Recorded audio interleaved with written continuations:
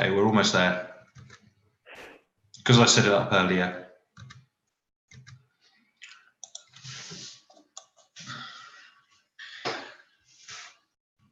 Okay, so welcome to Breathing Space Inspiring People, our Thursday interview where we get to interview someone really inspiring.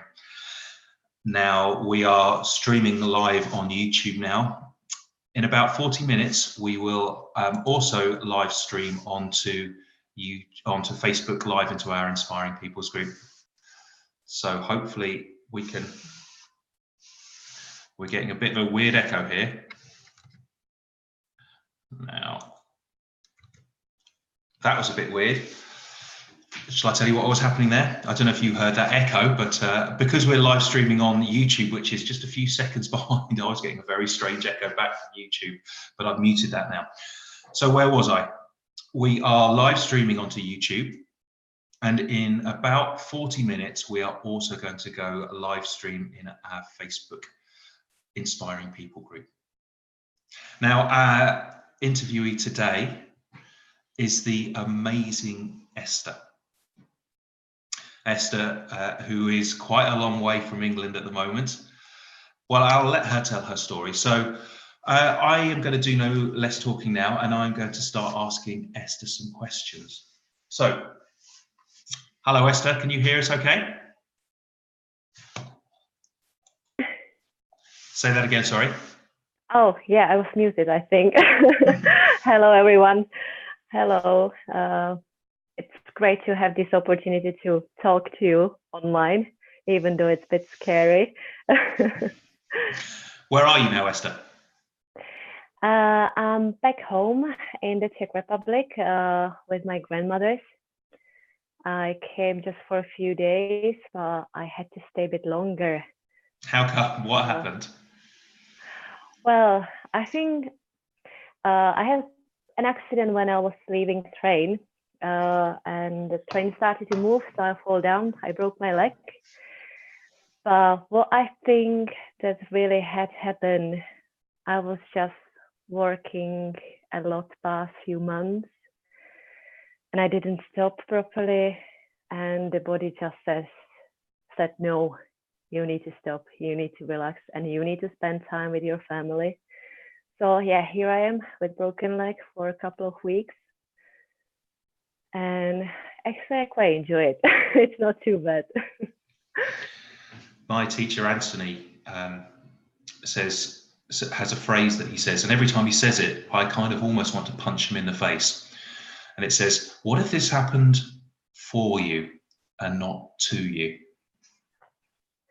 Yeah, this is exactly what I feel. Of course, the first day I was angry, desperate. I was thinking I need to be at work in 3 days, and I need to earn money to pay everything. And then I calmed down, I relaxed. I was breathing a lot at the beginning, and I started to enjoy it because it's just beautiful to be with family.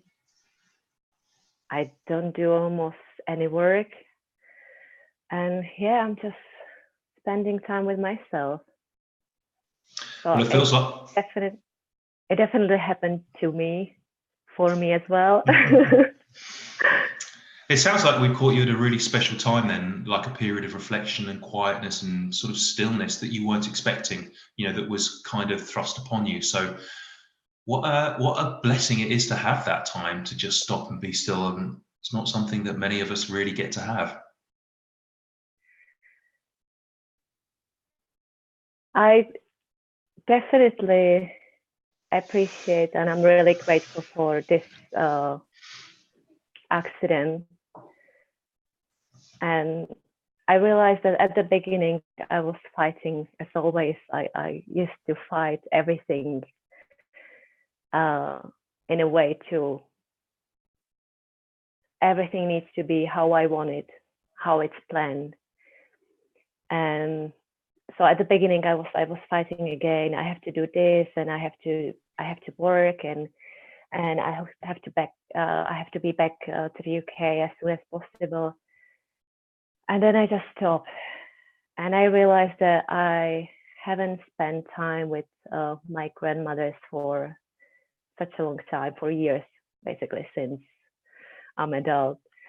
And I started to enjoy it, and being here with them, it's changing their lives as well. So when I was fighting, I saw everything in negative way, but now it's amazing. I took my grandmother to the cinema. Last time she went to the cinema was 35 years ago. Wow. Wow, yeah. Wow. What was that like for her? It was amazing because I think what was annoying when I see how she's acting. Of course, she's loving, caring, everything. But everything I suggested to her, like let's go there to visit someone, she was like, "No, I'm staying at home. I'm not going anywhere." And I was quite angry at her. But then I saw myself. I saw myself fighting all the time, like, no, it's gonna be my way. I'm not gonna listen to anyone. So I basically stopped doing that. And since then, she agreed with everything. So she went to the cinema. She went to listen Christmas carols, and yeah, she's quite active past few days. Amazing. What a beautiful time for you both. And it really touches me when you hear that, about spending time with elderly relatives. I've had a bit of experience of that myself, so I love to hear. I know how special it is, and I'm sure everyone watching will know how special it is as well when you get to have that magical time with someone. Anyway, let's push on with the interview. Okay, so Esther, could you how do I say your surname, because I've only ever seen it written down and I haven't been brave enough to try and pronounce it. It's not that difficult. Koslovska. Koslovska. Koslovska, yeah. So I think it's Polish surname, but there's like different way of spelling compared to Polish. So I'm from the Czech Republic. Okay, well, I'll try and pronounce it right again. So, Esther Koslovska, tell us about yourself. What are the important things that we know about you? Give us the Esther 101. All the important facts, everything that you think we need to know about you. Oh, well, I said where I'm from. Maybe I can say my age. Be brave. Fighting sometimes as well. I'm 31. I was working for a few years in pharmaceutical business, which is completely opposite what I do now or the life I live now. And basically years ago, I thought I'm gonna build a career and work hard and do the business. And while I was working there, I realized that this is not the way I want to go. I don't want to be selling pills and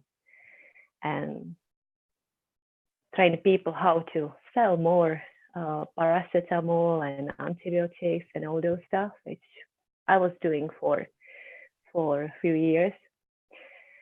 And anytime I was dealing with some health issues, I was always trying to find some alternative way. And after 4 years, I quit my job. I left to the UK because it was my dream to live in the UK since I was a little girl. And yeah, this is quite a funny story as well. I was watching news when I was little, and it was really popular to watch news about a real British royal family. Mm-hmm. So since I was a little girl, I was telling everyone that one day I'm gonna be living in the UK and I'm gonna marry a British prince. So I partly made the dream come true. I moved to the UK. I'm not in the royal family, and I'm not planning to be anymore. I found a Czech prince in the UK, so I'm happy. And yeah, I think I changed my life quite a lot past 3 years. I started to do alternative healing, energy healing, and I found breathwork as well. And I feel that this is the way I want to go in the future and spread it everywhere, and especially back in my country. Right, and that also kind of leads on to my next question. So, how did you stumble into breathing space? How did you get here? Well, because of you. Basically, 1 year ago, I started to do online breath work, and I joined some breath work sessions online. And then I went to Italy for. Was that with Alchemy of Breath? Yes, it was with Alchemy of Breath. And how did you find that? Of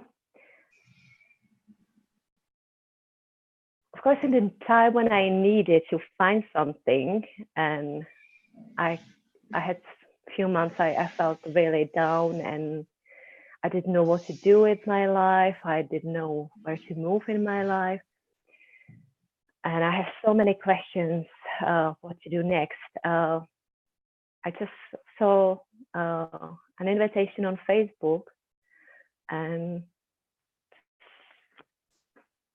I registered there, and yeah, it was really quick. And after one session, I was like, wow, it was amazing. So straight away, I signed up for a breathwork camp in Italy. So maybe just stop there. What was that first session like then? What can you describe what happened? It was like magic. I think it was for the first time I was connected to the universe. I really felt the connection. I saw sky with all stars and constellations, and it was just beautiful. I felt so much love, happiness, connection. I felt I'm connected to the universe, to nature, to the earth, to myself. And I think it was for the first time I experienced something like this. Beautiful. Beautiful. And so what happened after that then? Then I went to Italy for 10 days, where I met you. And what was going on in Italy? We were breathing twice per day. So we had 2 sessions of breath work every single day. We were doing different workshops every single day. And actually my first day and my first breath work there was quite scary, because before that I was breathing online at home alone. But when I got there were like 60 people in the room during the session, making weird noise and crying, laughing, and I was scared, and I was thinking like, I don't know, maybe I should run away. Is it gonna be happening like all 10 days?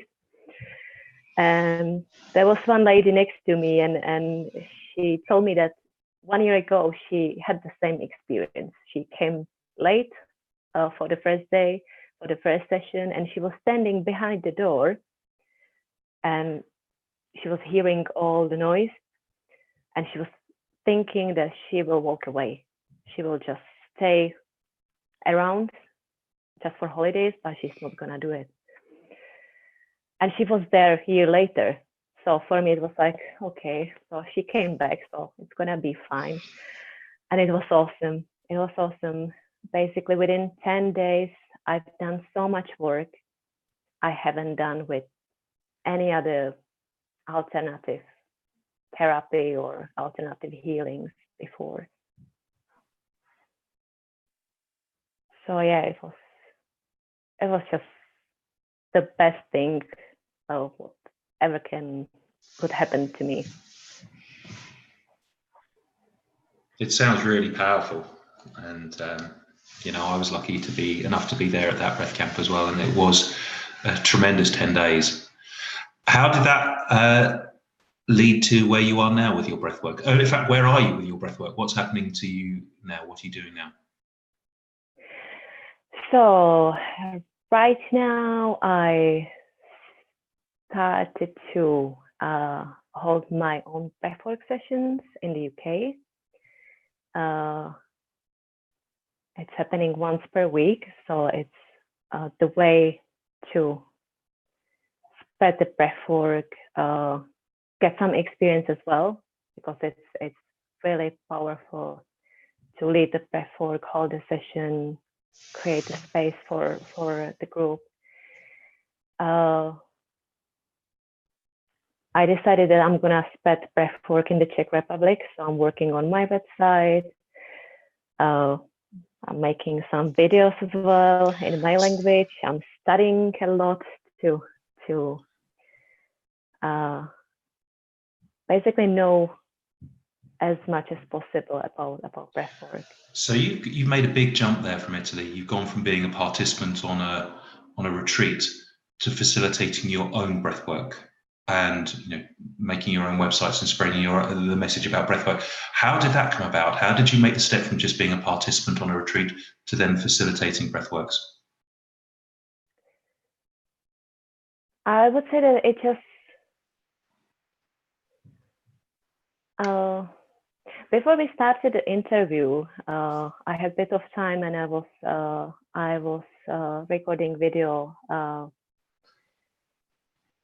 in my language, in Czech, and I was talking about breathwork and what breathwork does to me, or did to me, is that everything is clear for me. So when I do breathwork myself and I have a session and I'm thinking what to do with something, what to create, it's just clear to me after the breathwork. So this is something what was kind of natural for me, and what was happening even though I didn't try hard, or I didn't try to push something. So my colleagues, they started to ask me, can you do the session for us? We really want to try it. Then my friends, they started to ask me. So it was happening. It was happening, I would say. Yeah.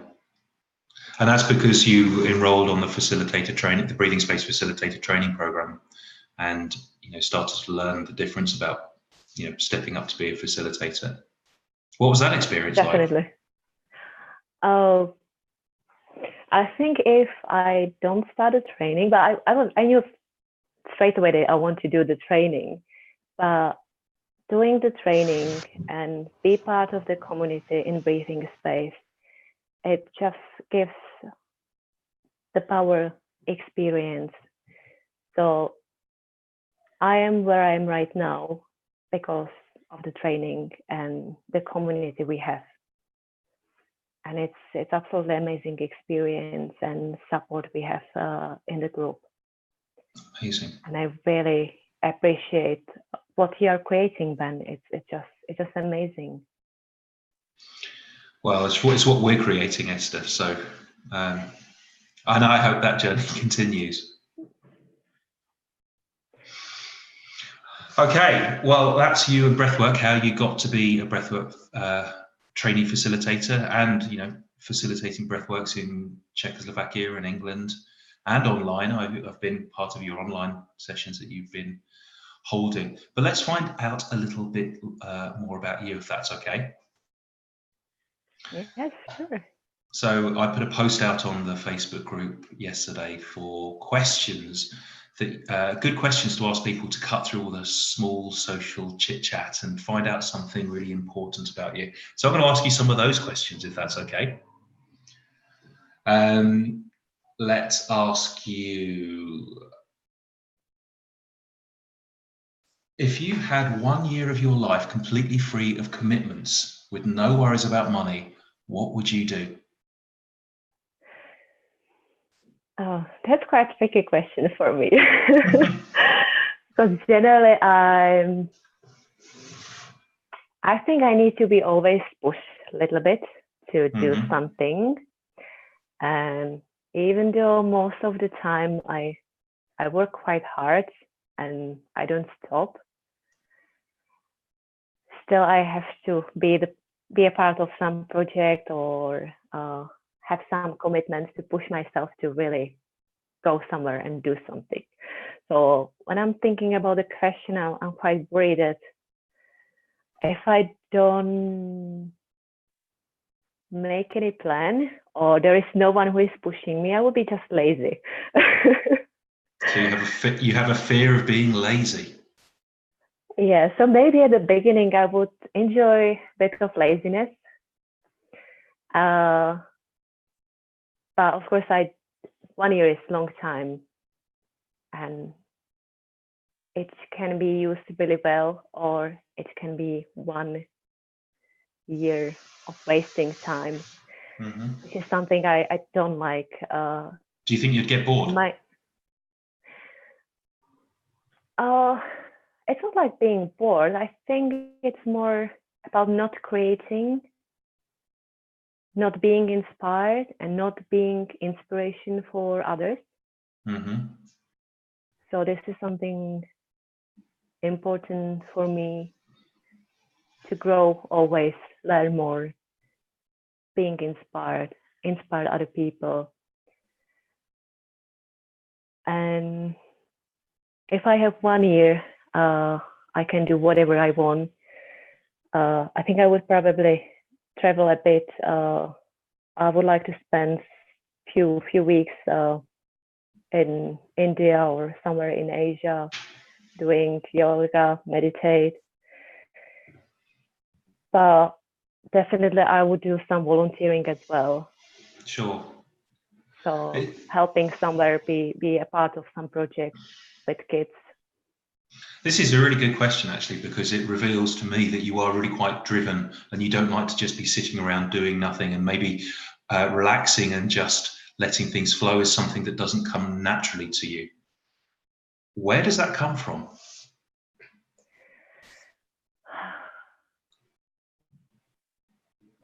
I don't know. Yeah, maybe I know. I think since I was a kid, I basically had to look after myself and my siblings, and I didn't have a really easy childhood. So, yeah, I was since in the role where I had to cook for family, I had to look after my family, I had to support my parents and my siblings always. So I kind of was in the position when I had to work since I started my high school to support my family as well. So because my mom, she was a single mom, so it wasn't always easy, but in the same time, it gave me lots of experience and the mindset that I can look after myself anytime, whatever happens, and I can help others as well. Yeah, that's a great question. I think that was Christina who asked that question about what you would do if you had a year off, and it's that's a really insightful look into you and your past, actually, Esther. About little Esther supporting her family, looking after. Do you have brothers and sisters? Yes, I do. I have sister. She's 17 right now, and my brother is 29. Yes. So you were looking after them? Yes, most of the time. But past few years, my brother, he's, I would say, the one who is looking after everyone. So I pass it to him. It's nice when that can happen, isn't it? Okay, let's ask another question. Tell us about an emotional incident that really changed you, that had a big impact on you. Something that happened that really, really changed you.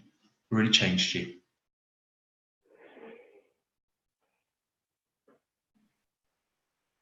I would say during the life there are so many situations where we just carry those situations and emotions all the life, unless we do breath work and we can just let it go.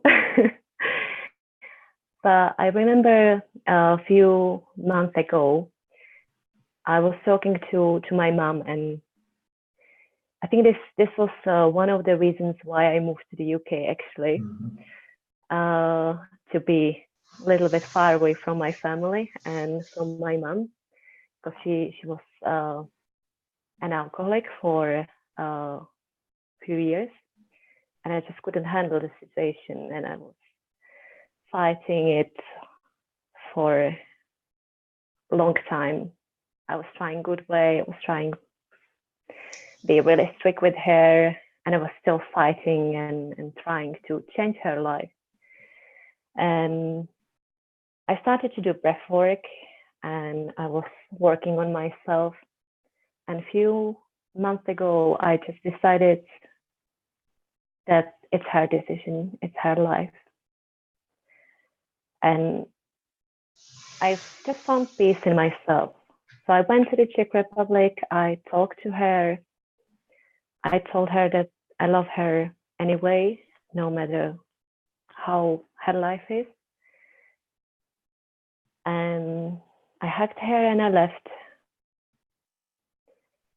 And the next day she went to the hospital and she did recovery. And since that day, she's alcohol free. And the conversation we had was quite emotional for me, but also really peaceful. Mm-hmm. And I really felt the peace.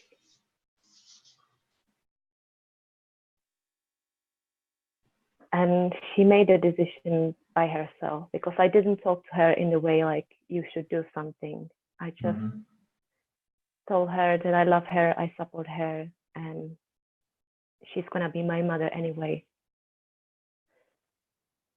And she did the step. So for me, it was really deep. Mm-hmm. Yeah, I can feel that. I can really feel that. How's your relationship with her now? Great. Anytime we talk now, I feel so much love and care from both sides. So I'm really proud of her, and I'm really happy that we found the peace and way to build a relationship again between us. That's an incredible story, actually, and I can really feel that. That really hit me. Really hit me when you talked about that. Thank you for sharing that, Esther. That is really beautiful to hear. Okay, let's try another one. Again, that's another really great question that someone put out on the Facebook group. So thank you for that. And shall we ask you another one then? Yes, go ahead. Okay. Why don't you choose a number for me between 4 and 18? We'll do this randomly. Let's do 13. 13. So what was the last thing or moment or event probably just in the last few days that kind of really inspired you, that made you pop up and think, oh, wow, that's amazing? What inspired you? The last event that inspired you, or moment?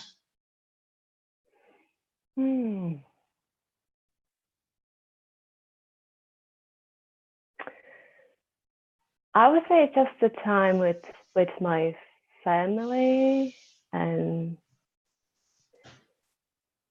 I think it was 2 weeks ago after the accident I had. I went to a birthday party of one family member. She's 15 or 16 years old girl, and so it wasn't the closest family, but I could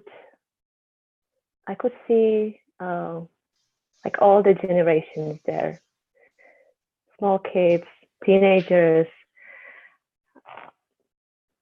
or people, adults, older people, and we had so much fun, so much love there.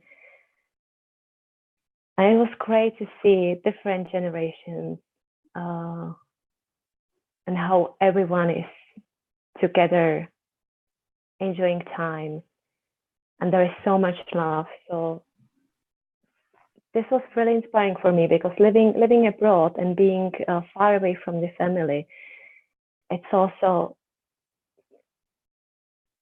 brings you, not that you are separated from the family, but you don't have a chance to be with them so often, and you don't have a chance to have these birthday parties where 20, 30 people, lots of food and fun. So this was inspiring for me, that it's really important to meet with the family, to create the loving space and time for the close people. That is a beautiful picture that you paint of, like, generations of family, from little ones to older ones, all together and having fun and getting on. And that's what Christmas is about, really. Yeah. Will you be there at Christmas? Yes. I'm flying back this Sunday. So as every year, I'm gonna enjoy on 24, which is Christmas for me in the Czech Republic. I'm gonna enjoy Czech Christmas, and then 25th, of course, British Christmas and Turkey. Lovely. Okay, I like this random question selection. Choose a number between 1 and 3 for me. Let's do 1. Okay, choose a number between 1 and 5 for me. 1.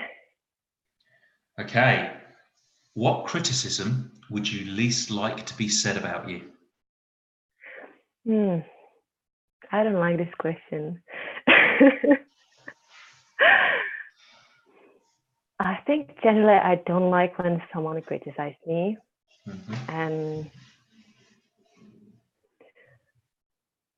it just makes me feel so bad and upset, but I think I changed this point of view time ago to take it as an opportunity to improve something, work on something. But generally, if I should say, what is the worst if someone tells me that I'm a bad person? You're a I don't know why, bad but I person. just, no, I'm not.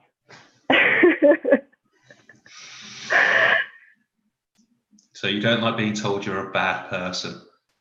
Yeah, I don't like it. Does that happen often? No, it doesn't. It's actually, I think it didn't happen.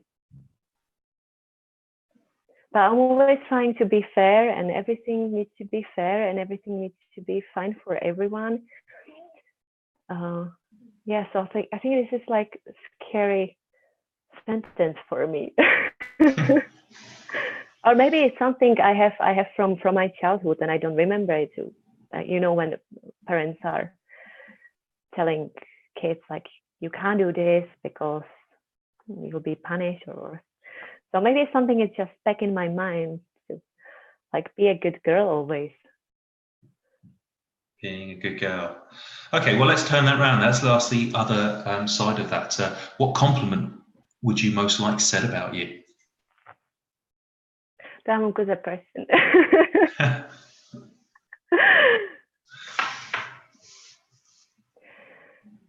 I think any compliment or anything nice what is said is important for me, or it's nice to hear and be able to accept when someone is saying something nice. And quite often we are not able to receive. So yeah, this is what I wanted to say, that being able to receive when someone is telling nice stuff to us. Are you able to receive when people say nice things about you? Yes, I am, but Good. not that long. Okay, I'll ask you another question from the questions that someone posted up in the Facebook group.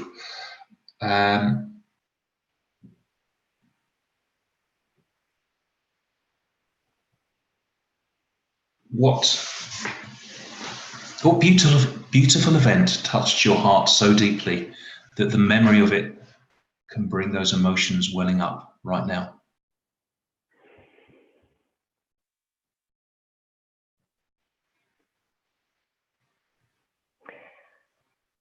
I'm not sure if I can think just of one event.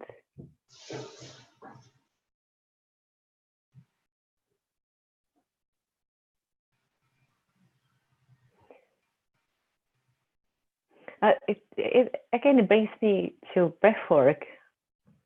So I don't know if you want to hear something more from the past, but yeah, this question brings me back to breathwork and many sessions I had, and I had different emotions, different feelings, so much happiness, tears as well. Sessions where I was releasing a lot from the past, and I remember when we had a weekend in Brighton with our group. It was really emotional for me, and I really didn't know why it was so emotional. And always when I remember the weekend, it's a bit of painful because I was processing something there.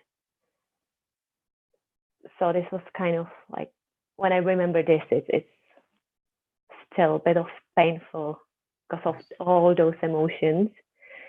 So this was, I think, one element I can remember past few months. Mm-hmm.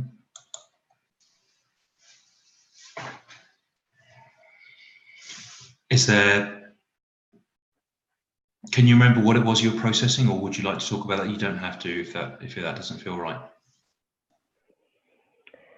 I think for the first time I was experiencing and witnessing when I was born, and I saw myself in that situation, and I felt all the pain and all emotions from my mom, what she felt, how she felt alone, not supported by my father. And I understood all the patterns I have all my life, especially in my relationship. So I think it was really painful to feel what my mom felt, Mm-hmm. and basically to acknowledge that just these feelings were with me all my life.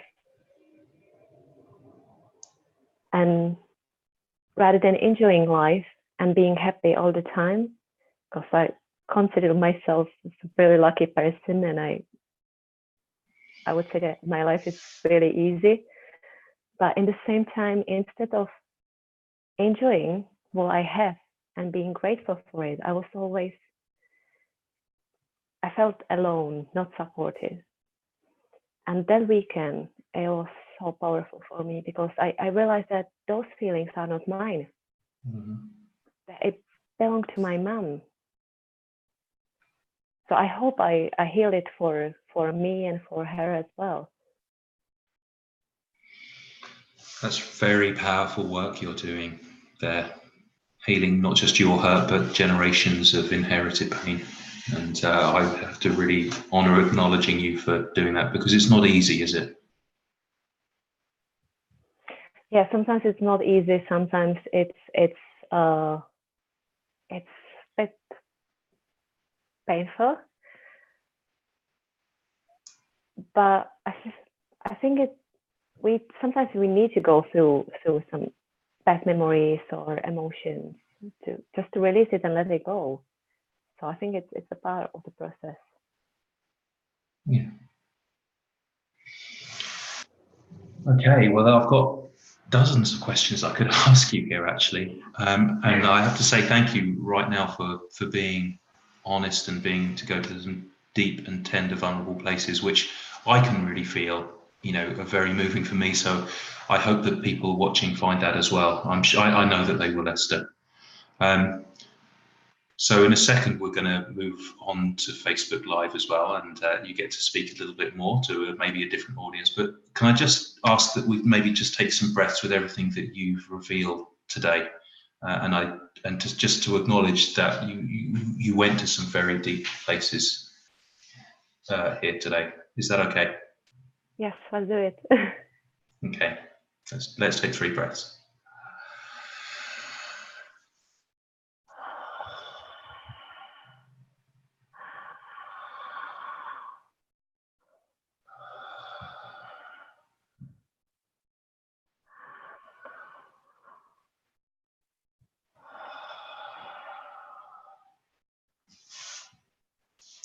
Thank you. Thank you. But the interview isn't over yet. Now, I've not done this before. I haven't streamed live on YouTube before, and I've not co-streamed onto Facebook Live at all. So I'm not quite sure how this is going to work, but let's have a go. I think I will have to stop the live stream on YouTube, and then I'll have to stream live on Facebook. So let's try that.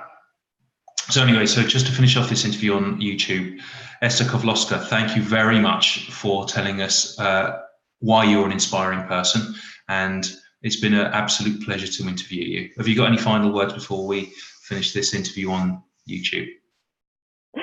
Thank you, Ben, for giving me this opportunity and also for pushing me a bit because I really need it sometimes. And yeah, my final word for YouTubers: just breathe, just breathe. Just breathe. So powerful. Great. Thank you. Thank you.